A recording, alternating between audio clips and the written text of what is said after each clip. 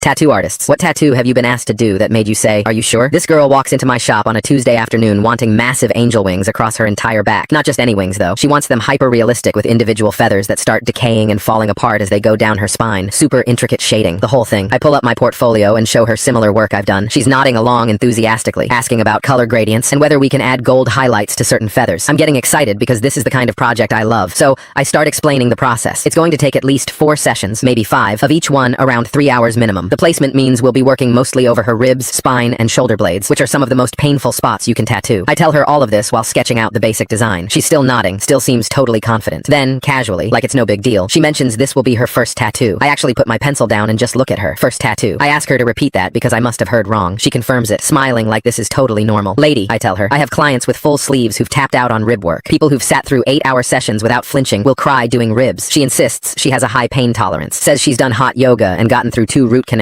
without numbing. I try to explain that tattoo pain is different. It's constant and builds over time, but she waves me off. She's researched this. She's ready. She wants to start today. Against my better judgment, I book her. I even offer to do a small test patch first on her shoulder blade, somewhere less painful, but she refuses. She wants to start the actual piece. We begin the outline on her right wing. Within 5 minutes, I can see her hands start to shake. At 10 minutes, she's gripping the table so hard her knuckles are white. Tears are streaming down her face, but she keeps insisting she's fine through clenched teeth. My assistant, who's been tattooing for 15 years, keeps catching my eye with this look like, is this really happening? Every 30 seconds, I have to pause so she can breathe. She's doing this weird gasping thing, trying not to make noise, but clearly in agony. I ask her multiple times if she wants to stop. Each time, she shakes her head violently and says to keep going. At one point, she literally says, "Just get it done. I don't care." Like we're talking about ripping off a band-aid and not a 15-hour tattoo project. An hour passes and I've barely finished the outline of one wingtip, maybe 5% of the total design. She's full-on sobbing now, shaking so hard I can't keep my line steady. Other clients in the shop are starting to look concerned. One guy waiting for his appointment asks if she's okay. I finally turn off my machine and tell her straight up, "We need to stop. This isn't working and I can't continue like this." She starts begging me to keep going, saying she can handle it. She just needs to push through. I tell her that's not how this works, that she's going to associate this tattoo with trauma and regret it forever. That's when she completely breaks down. Through sobs, she tells me her ex-fiancés just got engaged to someone else. They'd been together 6 years, and he proposed to the new girl after only 8 months. She wanted to get these wings, post them all over social media, show everyone she's thriving and has moved on and is doing something bold and beautiful. She admits she doesn't even really like angel wings that much. She just wanted something big and impressive that would get attention, something that would make him see what he lost. I sat there for a minute just processing all of that. Then I told her the most impressive thing she could do right now is be honest with herself. I offered to design her a small, simple feather instead, something meaningful she could actually complete without torturing herself, something for her, not for him. She agreed in the moment, even paid me for the hour we'd spent. I drew up 3 different feather designs for her and told her to come back whenever she was ready. She never came back. Months later, I saw her Instagram and she'd gotten a tiny heart tattoo at some other shop.